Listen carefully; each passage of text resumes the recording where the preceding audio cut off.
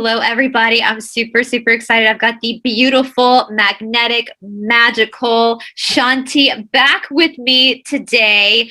How are you, Chanti?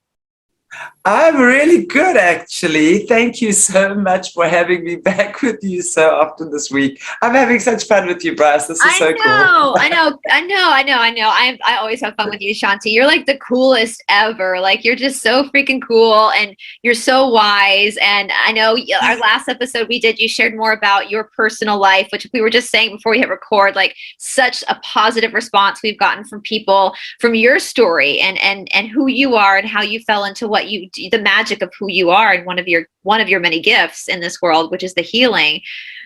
I'm so grateful, honestly. And I must say, I'm overwhelmed by the response as well. I was saying on the Australia channel the other day, when we have so many of these overcomers from Australia, and one lady in particular speaking, it's so beautiful for me to see the support that these people get from the general public, and there's only nice things to say. And I mean, I must say, I was overwhelmed by the kindness and really the beautiful comments I've been receiving from your viewers as well. So thank you so much, everybody. It really is so wonderful when you're sitting up here bearing your soul.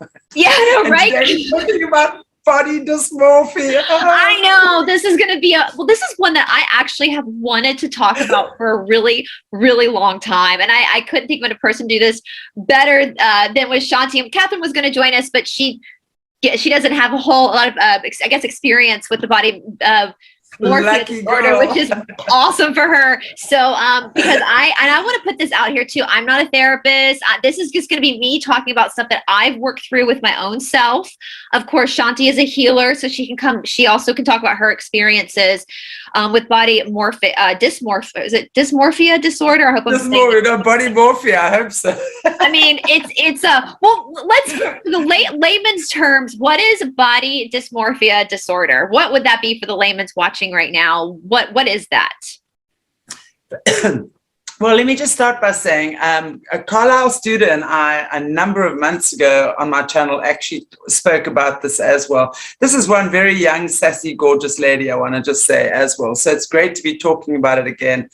Well, body dysmorphia really is, in a nutshell and in layman's terms, is when you have such a distorted view and opinion of the way you look physically, that you can look at yourself in the mirror and really think there is this monstrosity looking back at you, yet your friends or your mum or your siblings or whoever will go, what the heck are you talking about?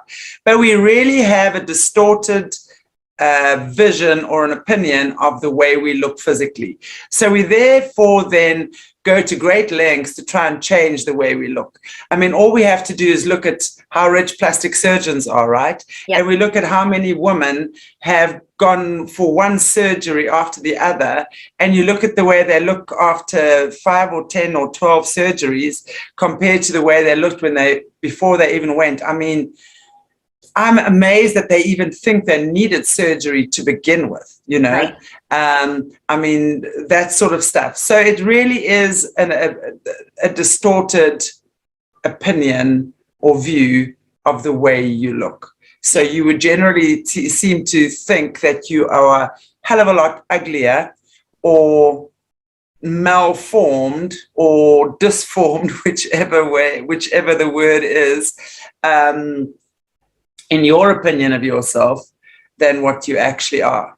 So that's what it is. And I've struggled with this, guys, and there are different extremes of this disorder. And I know I was doing a little bit of reading before we signed on about it. And there are people that literally can't leave their house because they're so horrified by how they perceive themselves to look. I was never that bad, but I struggled. I have struggled a lot with, what I would see in the mirror wasn't what other people would see. And it's a psychological thing. And I know for me, I could probably trace it back to my childhood. I know that my mother's mother was gorgeous. And so I know that I remember my mother saying once, and I hope my mother doesn't mind me saying this, that when she was growing up, it was hard because her mother was so gorgeous. And so there was always that lingering. My grandmother was awesome. Like she wasn't like this bitchy, gorgeous person. She was a beautiful human being. But she was known for her beauty. And even she died when I was 8. So she's been dead for 21 years now. But even before, she was very young, she's 61 when she passed away of cancer. But even in my 20s, when I would go back to their town, people would stop me. And one of the things they would say was, oh, your grandmother Maxine was so beautiful.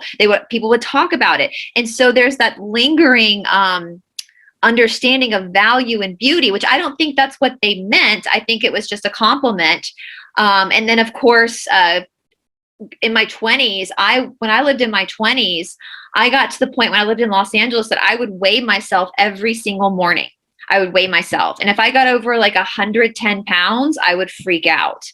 And then on my 27th birthday, I realized that this was becoming a problem. And I've never been really overweight. Like psychologically, there was such a me beating myself up that at 27, I threw my scales away and I have not weighed myself since. And I'm 39 now. And so that was part of cutting that chain. And another thing for me, I've struggled with, and I'll be very vulnerable here, with my breast. I'm not that big of a person, but I have, my breasts are like a D cup. And I've wanted to have a breast reduction for a long time, and I don't really need one. And it wasn't until recently, I was telling you off camera, Chanti, we were kind of talking about exercises we do. And just recently, I've been doing the exercise of sitting in front of the mirror and just looking at myself naked and actually complimenting myself and going, you know what?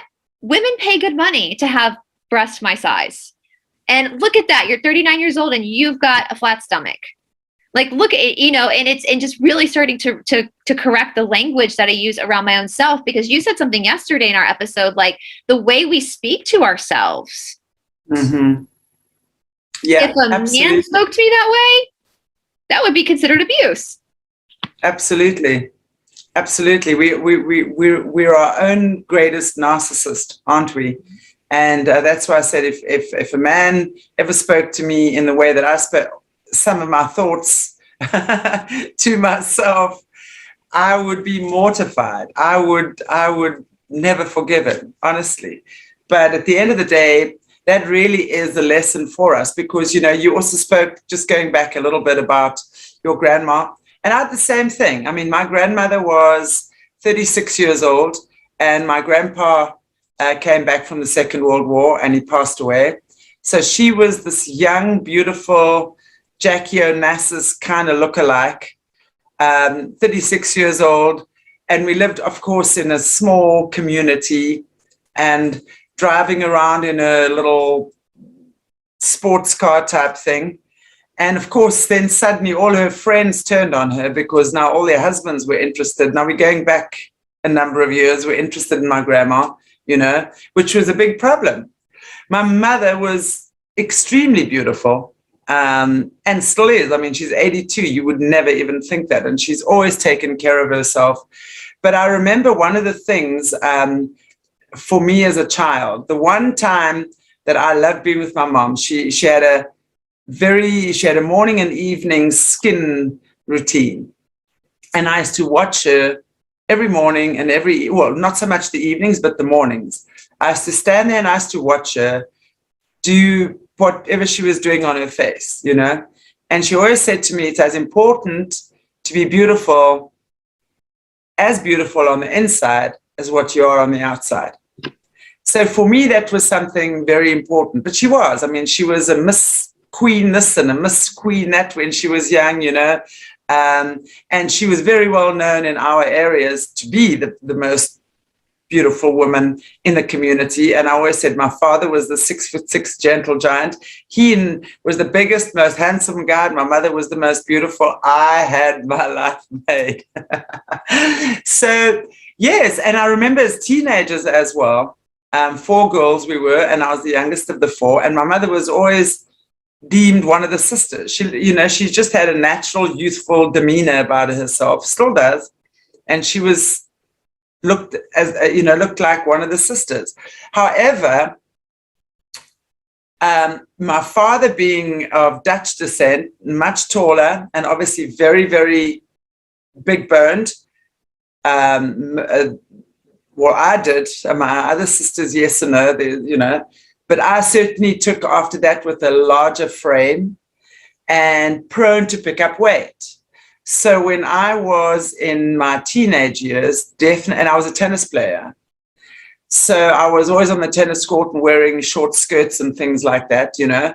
And I was a tennis player. And I just remember starting to pick up weight when I was probably about 16, 17 years old. I hated it.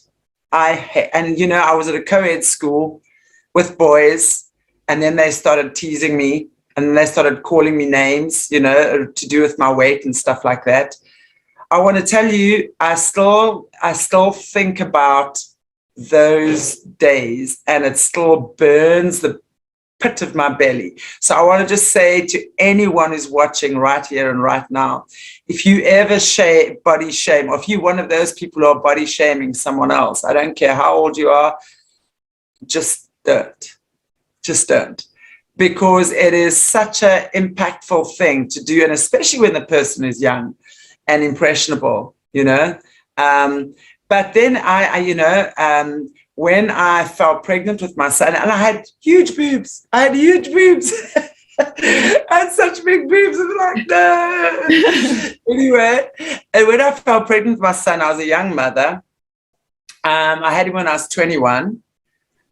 It was the craziest thing because while I was pregnant, I only gained, was it 6 or 6.5 kilos?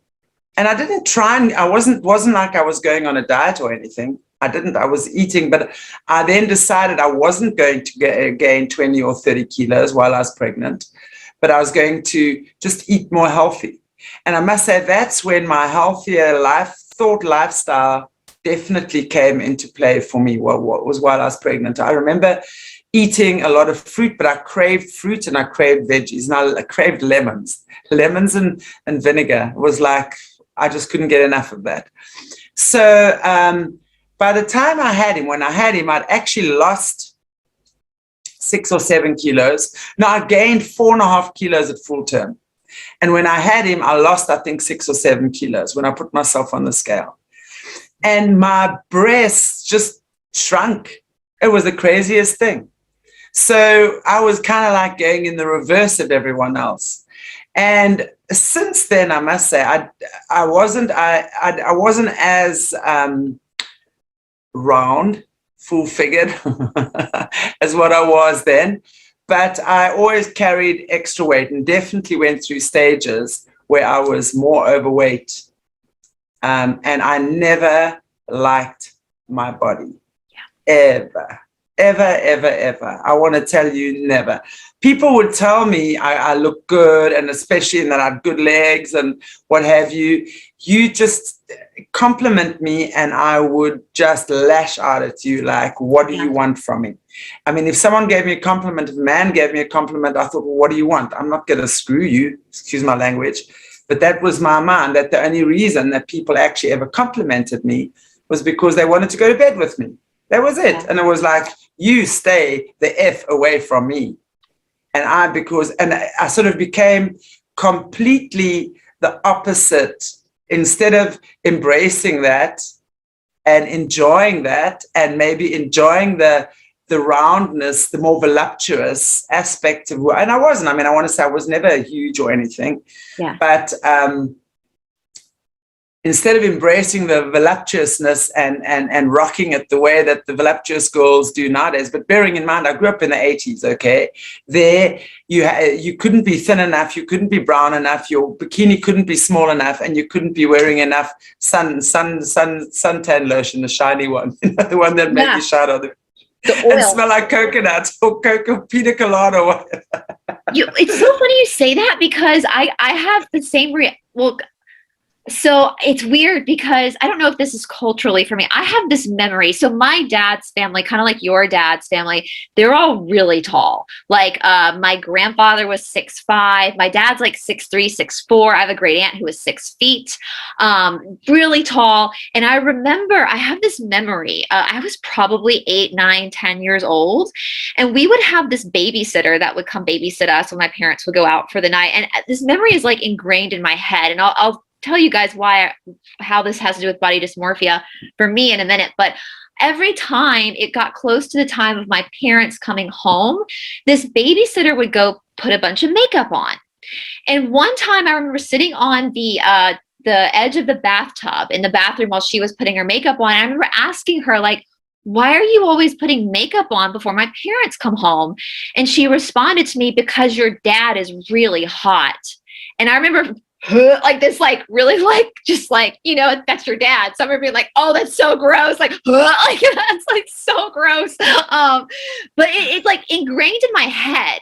And then growing up in the South, there's such this like Stepford Wives type of culture where like my mother would have been horrified or she was horrified once when I went to the grocery store in running clothes, you know, always wear lipstick and mascara.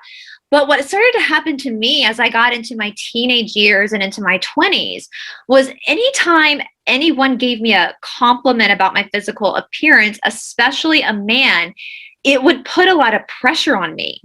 I felt like I then had to live up to this expectation every single time, or I would not be enough. It was like the way I looked was the most in my mind. Now, when I say this, it's silly because I don't look at other people that way. And with partners, like I've never looked at a man and been like, oh, you have a little bit of a belly, or oh no, this is wrong. No, never. It's the essence of the person. You know, it's not, I've never had that type level of scrutiny on a man, but I always put it on myself.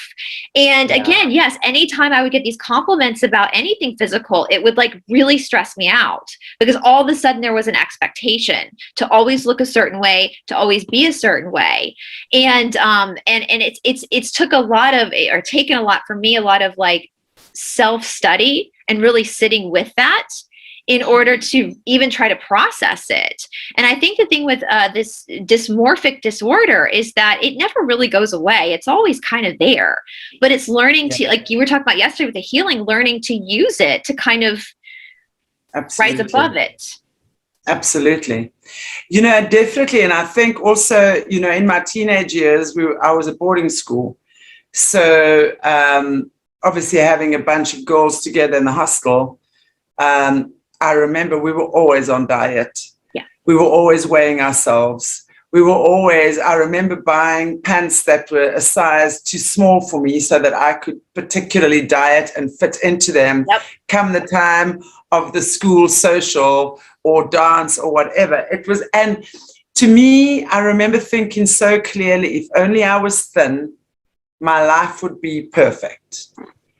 In my mind, thin girls were happy girls, you know. I remember that thought was so stuck in my head that to this day, I remember it like it was yesterday. And it certainly took me a while to get through that. And as I must say, when I met Hannes, who was my Austrian fiance, I was 24. And I remember him just looking at me, thinking I was amazing. And I would say, no, don't look at my big hands. He'd say, you don't have big hands. You've got the most beautiful, strong hands. I'd say, don't look at my big feet. He'd go, oh, those are beautiful feet. Look at your toes. He said, I've never seen toes like that. And wow, your feet are in such good condition. Like he's never seen a woman with such nice feet. He said, you are strong.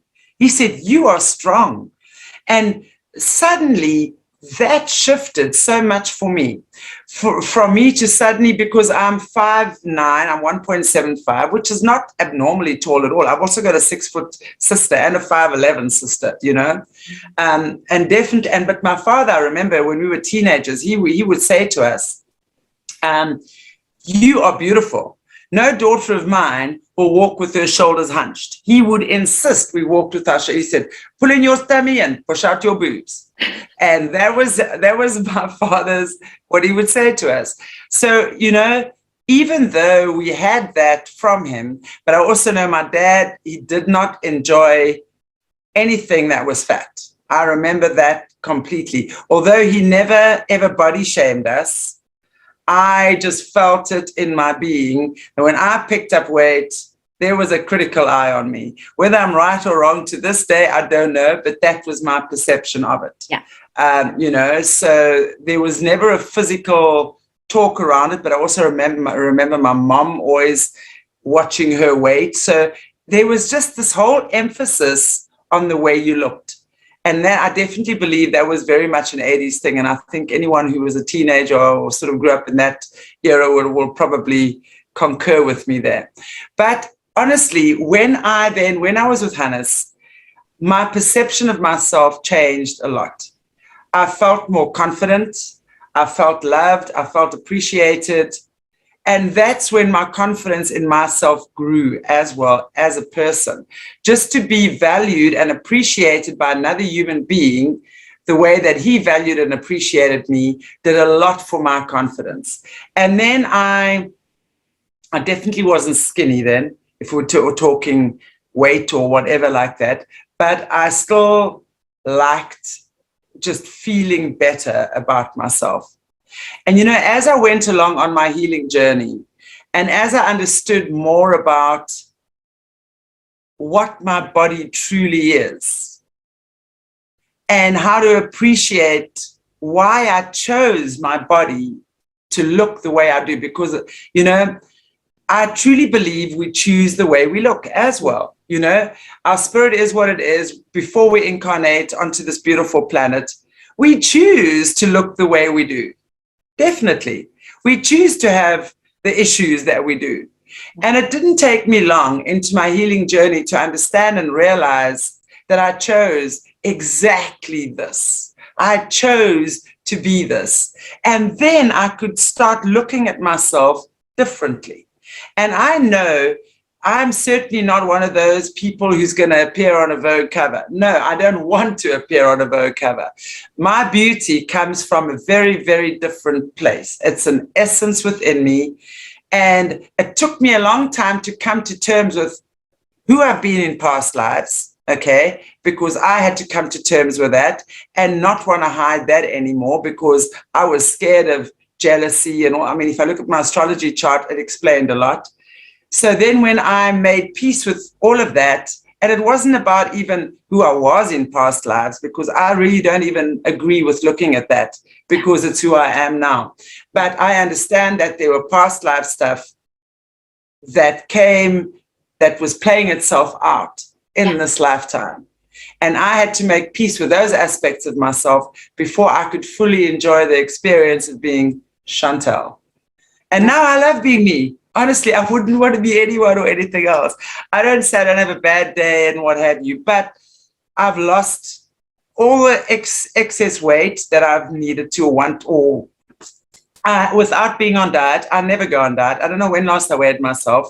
I started doing stuff like yoga and pole fitness. That for me, I've got to say as well, when you start doing stuff like that, it gives you a certain level of confidence within yourself as well.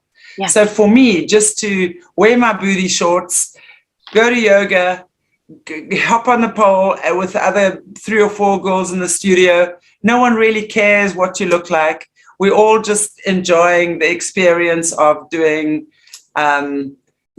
pole fitness, which was quite challenging. And that was a beautiful experience. I also taught it for a while. I don't anymore, but it was just stuff like that, that really got me to appreciate who I am. And yes, I'm way into my 50s. I've got a flat belly.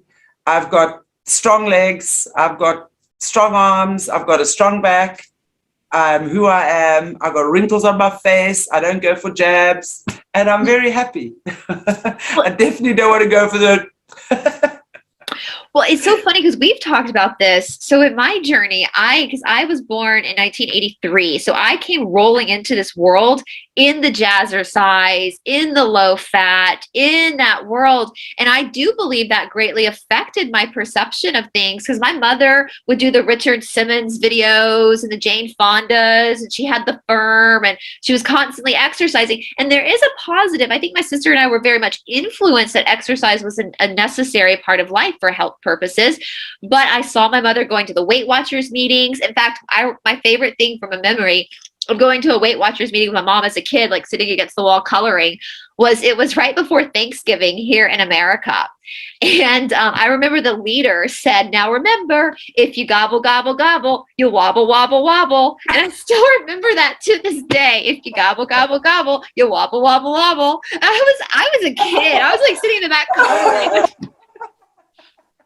That's like my memory for Weight Watchers. That is so rude. So I still, and every Thanksgiving, I'll say that to my mom. I'll be like, remember, if you gobble, gobble, gobble, you'll wobble, wobble, wobble. So, but oh my goodness. It was always such a part of our life. And my mother came from a family of 4 girls. My sister and I were 2 girls. My dad had 2 sisters. And so there was a hell of a lot of girls around us. And it wasn't until my cousin Will was born that there was actually a boy that was born. I don't think anybody knew what to do with him because all of a sudden here's a boy. But so it was a lot of like estrogen. Everybody's always on diets. Everybody's, down here, we have the Spanx, which is like a girdle you can wear to keep your tummy in and all that kind of stuff. But in high school, I ran cross country, and then I was running up all through my 20s, and I overdid it. I got to the point where I over-exercised because I was punishing myself. There was a punishment there. And looking back, there was no need for that because it wasn't like I had done anything wrong or like I was overweight or anything like that. But it was like this indoctrinated need that exercise was punishment. Exercise meant you had to fit into a certain size. Exercise meant this. You were not a good person unless you actually went through this. And when I lived in Los Angeles, I was running, and I found yoga around that time too. So it was kind of this like both happening. But I was running out in Los Angeles, and I felt something in my foot. And I just kept running. I had to keep running. And it ended up fracturing a bone in my foot in Los Angeles. And I remember going to the doctor, and the doctor was like, you are overdoing it. You are overdoing it. Your body is breaking. And that was the first time I'd ever had that realization that you could actually overdo it on your body. And that's when it actually prepared me more into yoga at that point.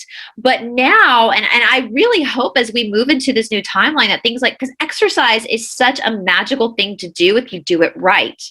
If you're doing it to learn your body, to learn, feel the energy flow, to learn where all these magical places are inside of you that are activated by heat and sweat and contraction of muscle, not because you're punishing yourself to fit into a skinny jean or to be loved by a man.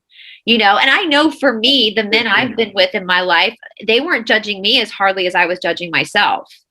They weren't looking. I mean, I never got kicked out of the bed. Let's just put it that way. So exactly.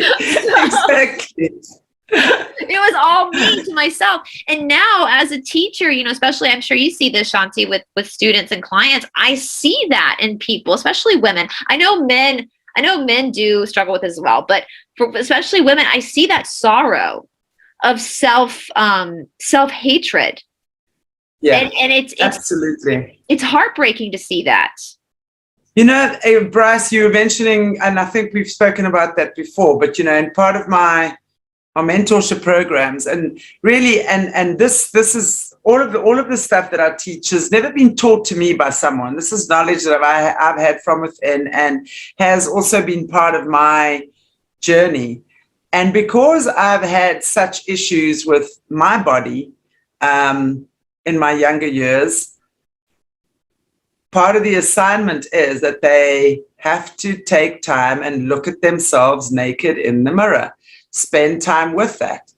Do you know, and especially, okay, let me start by saying that I'm surprised how many men, because I have quite a few men going through my programs as well, also have body issues with themselves. It's amazing, I also kind of had the perception that men don't have issues with their bodies. It's just women. But definitely, especially women. Women, for example, would have, after having 3 kids, and now their breasts aren't the same as what they were when they were 16. And I mean, I've constantly heard, well, I don't look the same as what I did 10 years ago, and my belly this and that.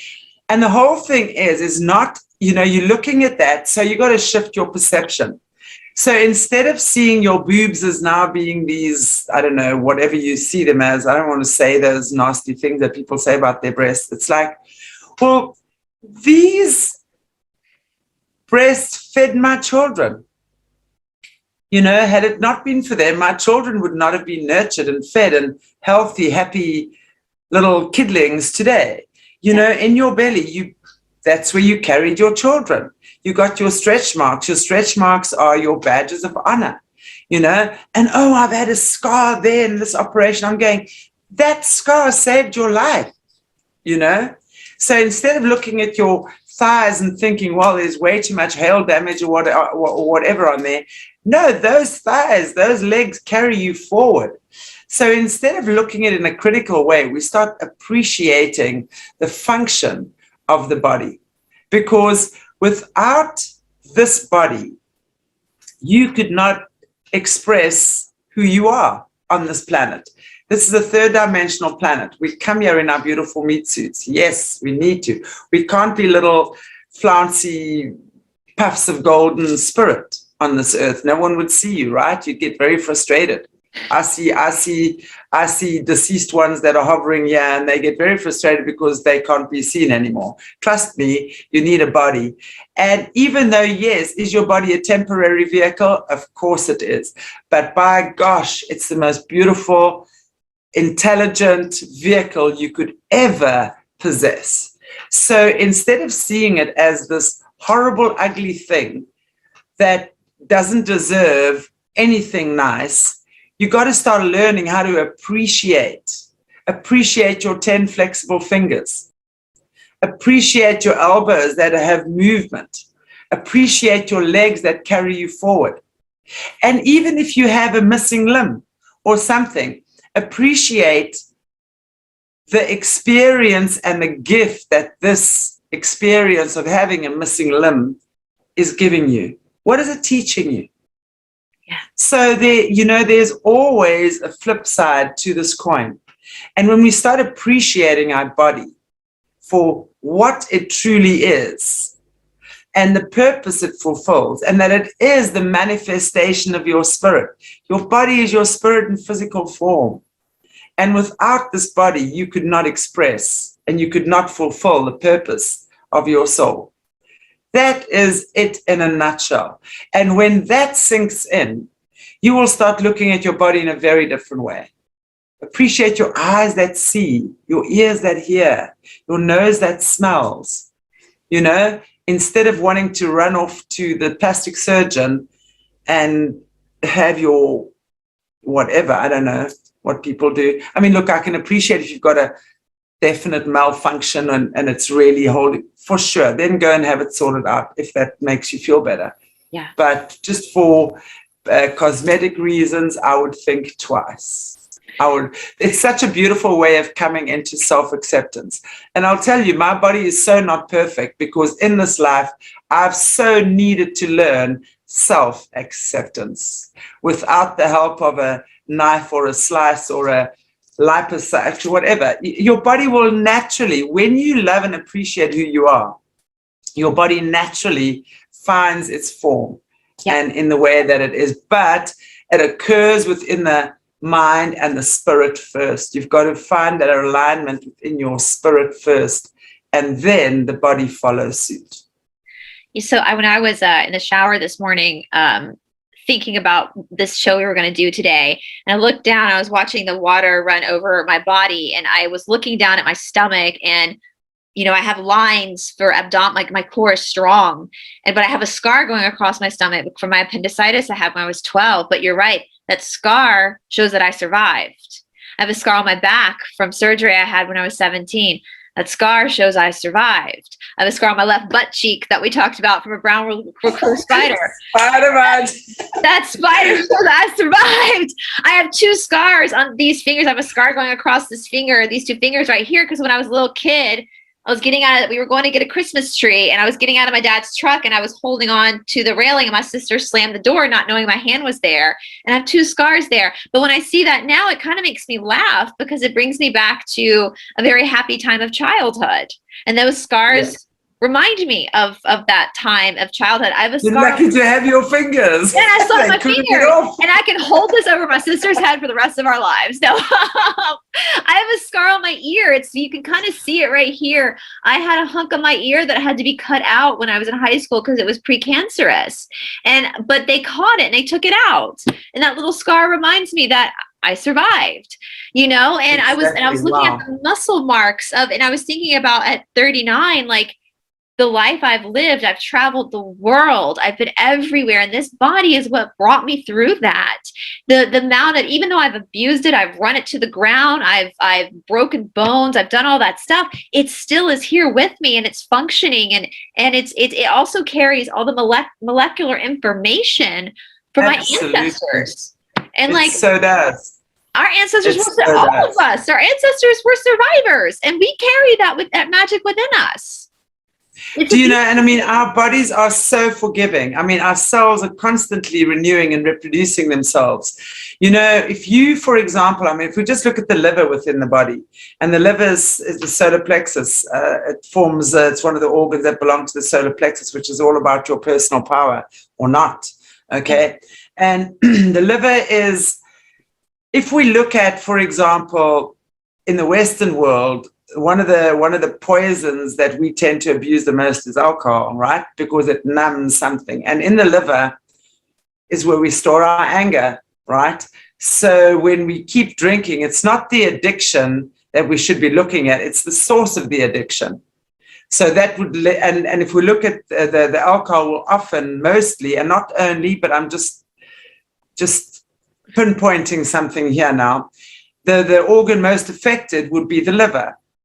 And yet when we decide to say, okay, I no longer choose to drink, I'm now choosing to take responsibility for my emotions or for the things that are causing me pain and that are making me angry, because angry and sad are good friends. They're best friends.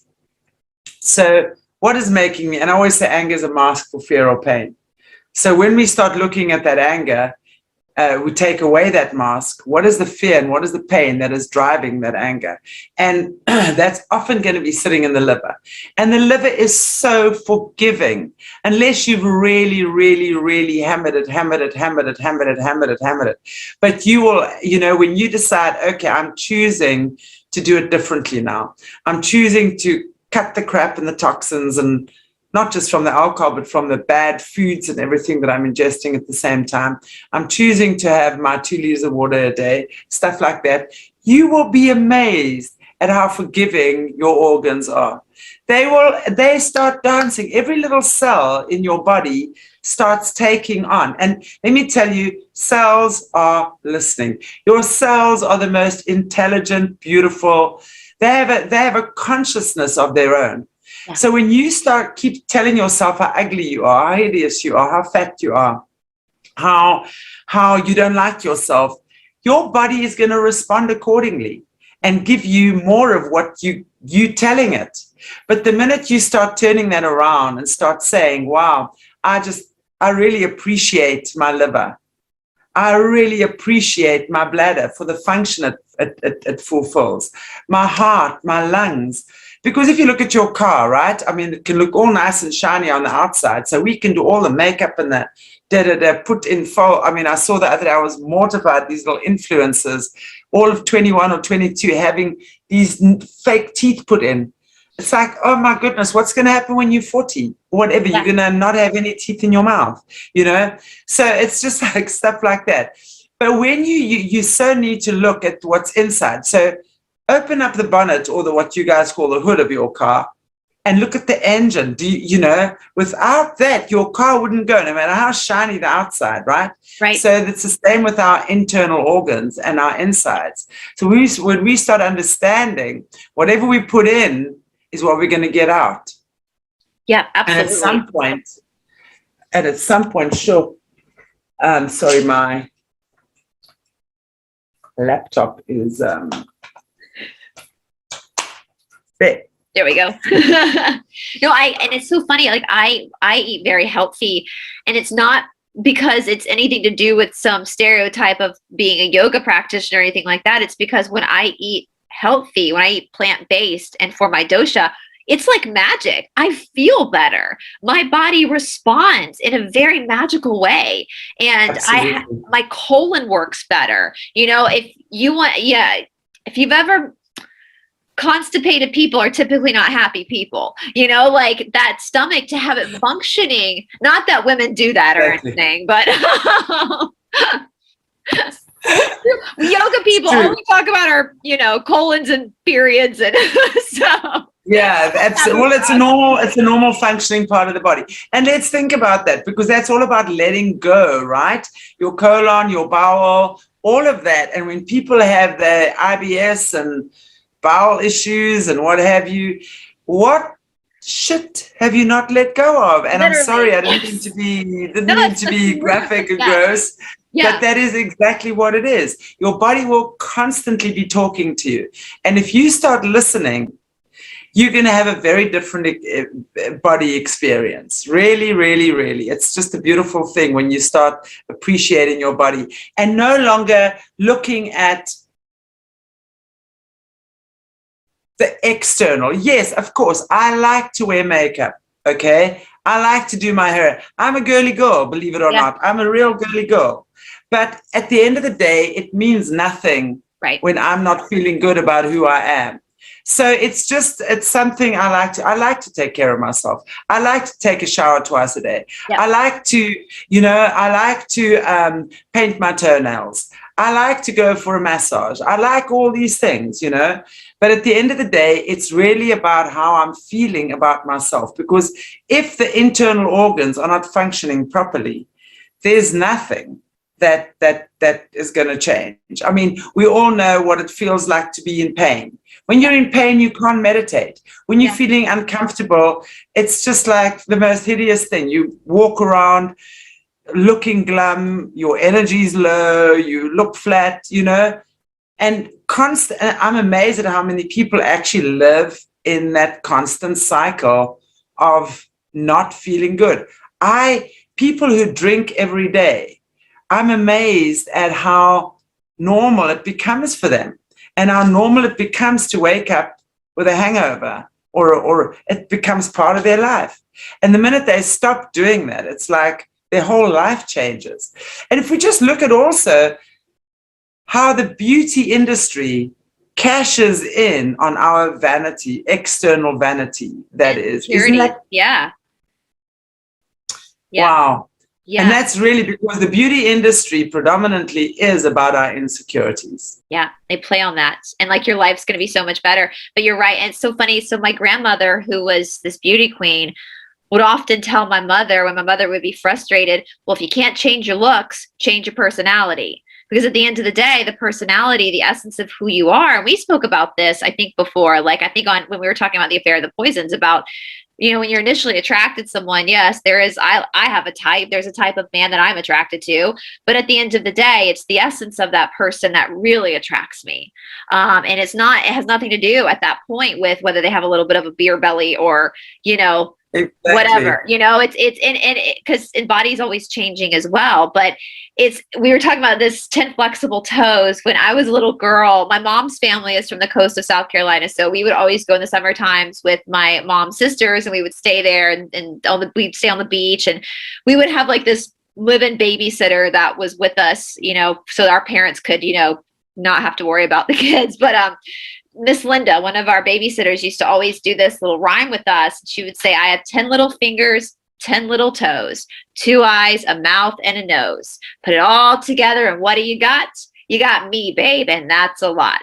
And she would have us say that every single morning. We all eight of us would sit on the stairs, and we would do the rhyme with her every single morning. And I love that. Yes. That is so cool. I think you got to write that out for us, Brice. I think you got to make a little picture and put it on here for us. I'll see if I can find a picture of all of us sitting on the stairs. We have so many pictures of us. Most of the times we got little baby butts because we just run around naked, all 8 of us. But yeah, she would do that. And I guarantee you, all of my cousins and my sister, so the 7 other kids involved in that, I guarantee you, they all remember that. 10 little fingers, 10 little toes, 2 eyes, a mouth, and a nose. But it all together. What do you got? You got me, babe. And that's a lot. I'm sure my sister says that to her kids now. And that was Miss Linda. Miss Linda, every single morning, that's how she started our morning off. In the That is beautiful. Kudos to Miss Linda. What a beautiful thing to do for kids. Yeah. Yeah. Miss Linda, she was a breast cancer survivor like yourself. And I remember she had one of her breasts removed, and she would wear a fake replacement, but she was so it's almost like she probably, I don't want to speak for her. I was young, but it seems like looking back, she had gone, that probably had brought her through a lot of transformation as well, her own battles. And so the fact that she took that responsibility to really start that every day with us. Now, Chanti, you were saying you kind of do this with your courses where you have people look in a mirror and I was going to challenge people to do that, because I've been doing that with myself. No one else has to be around. It's just you. I did it this morning after I showered. I literally sat in front of the mirror naked and told myself positive things. And I was literally like, you're 39 years old and you look better than some 27-year-olds. Good job. Absolutely. Yeah. Absolutely. And so is that a good place for people to start if they're like us and they've struggled? Yes, I would definitely say the first thing you do is when you get into the shower and when you get into the bath, just as you're washing your arms, thank your arms for hugging and holding. As you're washing your legs that carry you forward, your feet that keep you strong and stable, your breasts that fed your children, your belly that held your children, your back that is strong and supportive, your eyes that see, your ears that hear. Or if you're putting lotion on your body, use that time for positive affirmation, as opposed to what you look like or what you think you look like, okay? And use it for appreciation of the function of what each and every part of your body does. Anyone who's had arthritis or something would absolutely appreciate holding the steering wheel, something that a normal person that doesn't have that take so for granted. The fact that you can move your neck around. Have you ever had a stiff neck? My gosh, I'm one of these fortunate people, really. I've seldom had pain in my body. But man, oh man, on the occasions that I do, I can like a sore back or a pinched nerve. Can you imagine someone walking around with excruciating back pain the whole time? And if you are one of these people who have constant pain in your body, then I want to say this to you. Pain is not there to crush you or to kill you. It is there to take you to a deeper level of awareness. So what I mean when I say that is that which part of your body is the pain in? If it's in your back, what does your back mean? Let's think about the back. It's the support in your body, right? Your spine supports. Your back is all about supporting you. So where do you feel unsupported? Yeah. That's the first question you ask yourself. Is it your husband or your wife or your parents or your children or your whatever that is not supporting you? Well, then I want to say to you, the minute we're blaming someone, it's very, very, very unproductive. And to blame someone is probably one of the most harmful things you can do to yourself. So then I'm going to say to you, it all comes back to me. So bring it back to myself and say, where am I not supporting me?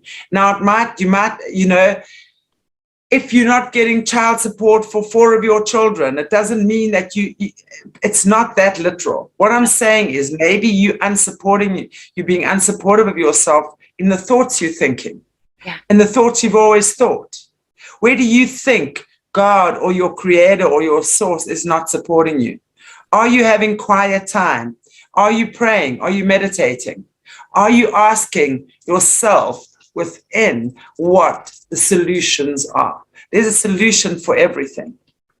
If you have any form of cancer, cancer is always trauma-based. Always, always, always, always. And if you're a child, well, that's a different thing, but we can talk about that in another day because that's very often generational. And that would be a different type of but I'm talking about a grown person. I'm not expecting a child to be watching, although maybe one of your children does have something like that. But if that's the case, I'd rather speak to you off air, not on this platform. But cancer is something that is trauma-based. In my situation, I had it in my right breast. Right is the masculine side, left is the feminine side. Breasts are nurturing. Your breasts are all about nurturing. Okay, you nurture the children. Your babies drink. Whether you had kids or not is immaterial. They're about nurturing. So I was very angry because I felt unnurtured by males in my life when I had that. And when I clicked in, do you know that within 24 hours, the lump went to half its size? Wow. I believe it. Half its size. I believe it. Yeah. And every single time, and then what happened, it would come and go for somewhere between 4 to 6 months. And every time it came up, I knew there was going to be an issue around masculinity or my own masculinity within my life, because I'd also felt, I was a single mom. The father of my son never supported financially, emotionally, or anything. So I felt I had to be mom and dad. So it wasn't like my child got to see his dad on weekends and stuff like that. I was single parenting, and I was definitely too masculine with my child, because my child is super smart and he's super stubborn and he's super, from when he was 10 days old and he was laughing. So he was one of these that was a very quick developer and what have you. So he kept me on my toes. So unfortunately, what I did, if I was giving him instruction, I immediately went into man mode. You better do this. If you don't do that, then this, instead of dealing with him differently. That brought out a different aspect of his personality. So in hindsight, I can see many things that I went wrong, for example. But what I'm saying, that was one of the reasons why I had this. I was very angry about that. I felt betrayed. I felt like I had to do it all on my own, and it made me not trust men. It was just a whole big, and of course, when you don't trust a man, what happens? You attract men that can't be trusted. Exactly. Yes. It becomes that self-fulfilling prophecy, right? Right. Eventually I got it. So what I'm saying is, everything in your life, there's a core issue around that. Now you need to support your body on 4 levels: spiritually, emotionally, mentally, and physically. So that's the 4 legs of the table. So you would definitely then want to look at making sure all 4 legs of your table are equally balanced. That one leg is not taking 50% of the weight, the other one nothing, and then you're wobbling around. You've got to have 25, 25, 25, 25. Yep. That's the first thing you want to be doing. So the first thing is to acknowledge and take responsibility for whatever's wrong in your life or in your body. Take responsibility that you have created this. Am I saying you need to blame yourself? Hell no. There's no blame here. There's no blame. We don't blame ourselves. We don't blame each other. We just take responsibility for the fact that my choices in my life have taken me to this point. Now, how can I change it? What can I do to make it different or easier? How? That's the first thing. And when you do that, boom, that's when your first leg, the spiritual leg, connects.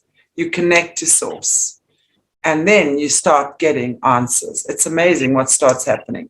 Then you get up in the morning and you start journaling and you start praying and you start meditating and you start connecting with nature and you start realizing the power of the healing power that nature has. You start giving yourself 1 hour a day where you start honoring yourself.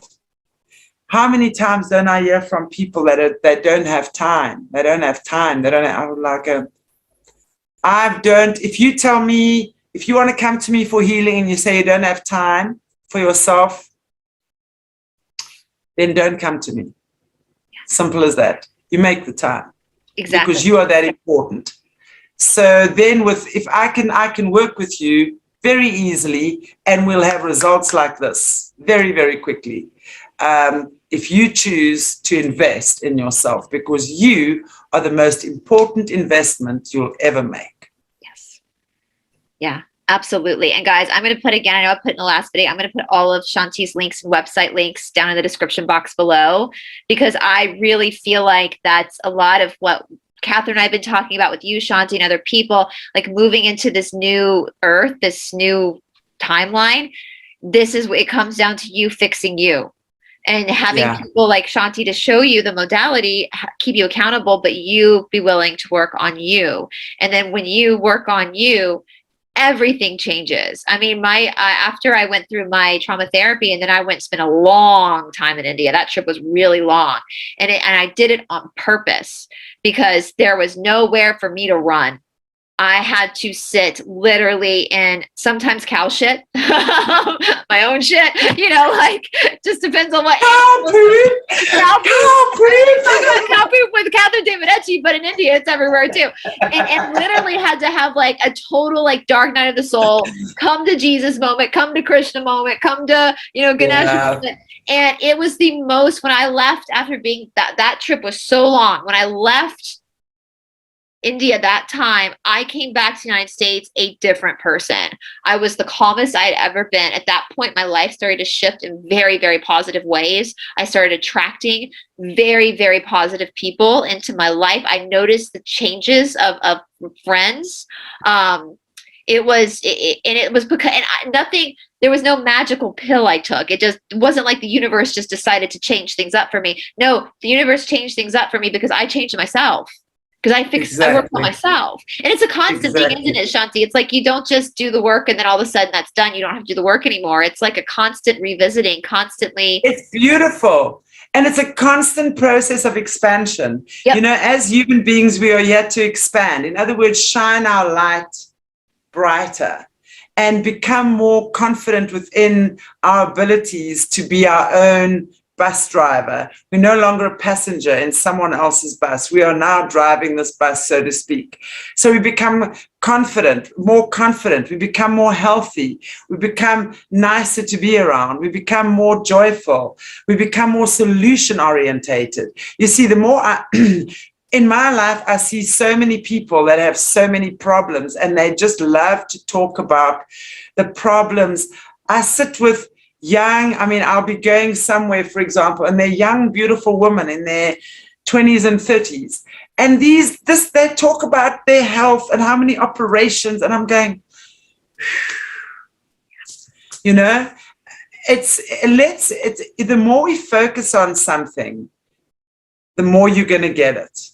When you're constantly talking about the health issues you have and how many operations you've had now, how many people have had cancer in your family, and you better believe you are talking yourself into that situation. So reverse, choose differently, and then focus in the direction of where you want to be and what you want in your life. It's really not that difficult, but it does take a mind shift. And yes, we do tend to default back to what we know, because obviously we are products of our environment, right? And many families are God-fearing. And I didn't come from a God-fearing family. I came from a God-loving family. I was taught about reincarnation when I was born. I was taught about these things when I was born, So for me, it wasn't about, if you did this, then God was going to punish you, and you had to. And I know that so many people have had that, and that is so ingrained in their psyche. But you can uningrain it, You can go back and you can choose to look at life differently. You can start thinking differently. You can start creating differently. And I see that every day. I've got beautiful students, and I don't even like calling them that, but, clients, friends over the years, and for me, Brice, the greatest, most beautiful moment is when I sit with someone and we'll be talking, and it's the first time I've seen them, for example, and they've got this horror story that that has happened. And I tell you, I've heard some horror stories in my life, definitely as a healer. And then I'll simply take that and I'll show them an alternative. And they go, oh, I never thought about it like that before. And I go, uh-huh. And then so they'll go, oh, now I get it. And you literally see the light in the eyes go on. And that, for me, is the moment that is priceless. No amount of money could ever buy that moment that I see when someone makes that turn. And it takes that moment of switching on or switching off, whichever way you choose to look at it. And then, yes, do they immediately zoom into their new direction? No. It takes strategies. They've got to sometimes make major life-changing decisions, you know. Sometimes it means ending a relationship or whatever it might be.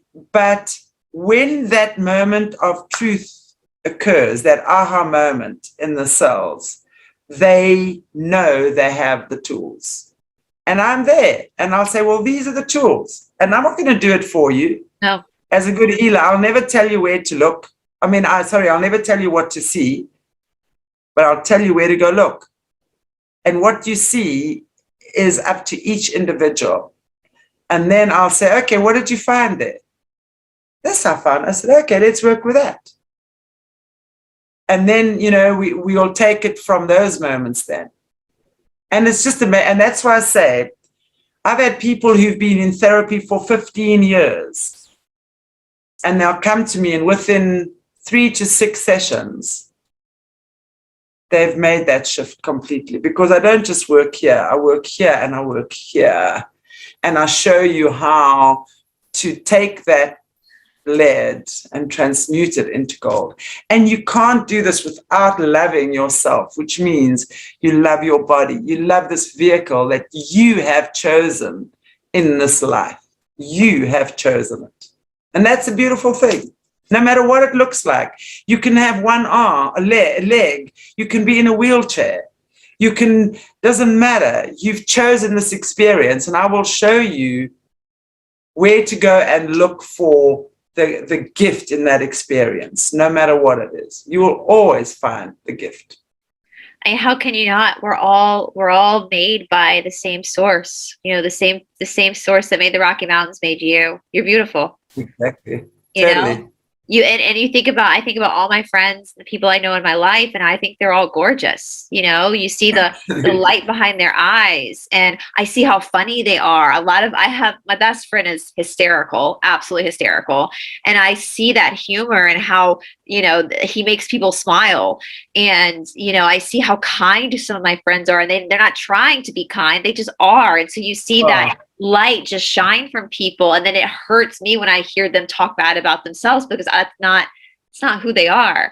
And so for everybody watching, I really wanted to bring Chantelle on and talk about this, because again, I think both of us have struggled with this. I think there's a lot of people watching who have struggled with this, and I think we both want you to know that you're not alone. This is not abnormal. Not. This is normal. This happens, but you are enough, and there are ways to start course correcting that negative self-taught. And I love what you said, you know, like, you are enough. You always have been, and you always will be. That is a golden mantra. You definitely are enough. And if anyone tells you any different, don't listen to them, but they're probably reflecting something that you feel within yourself anyway. So understand that everyone who's being shitty on some level is really a reflection of you on some level too. So stop thinking shitty thoughts about yourself, you know. Start thinking nicer thoughts. Start appreciating the little things about yourself. It is every single life and every single person watching. You have purpose. You're here for a reason.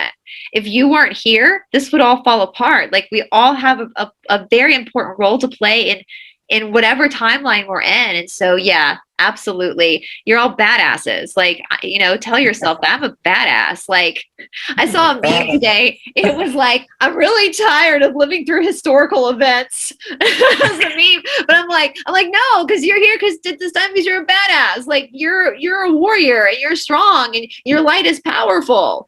And Exactly. so start treating yourself like that badass warrior that has purpose. But again, guys, I'm going to leave all of Chanti's links down below. Please, please, please. She's amazing. If you need some guidance, if you feel like you really need someone to talk to and help you work through this stuff, absolutely. Chanti has worked miracles on me. She's so freaking talented and really, really helps you in a very loving way. Brice. Whoa, so beautiful. You're able to give tough love in a very loving way, and that takes